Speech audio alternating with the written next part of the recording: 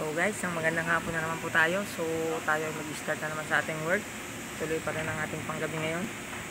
So hindi pa tayo nag-start is medyo naantok na. So laban lang. Work mode muna tayo ngayon guys. Ayan po guys, mag-start naman po tayo. Ating trabaho ngayon. Almost 2 weeks na tayong panggabi. Medyo hindi pa tayo refresh ngayon, parang halatang inaantok pa. So guys, good evening po sa ating lahat.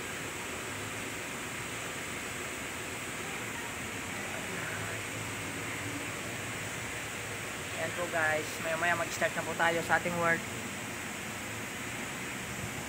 1 week na lang po tayong panggabi. So by next week is pang umaga na tayo. So hello guys, good evening.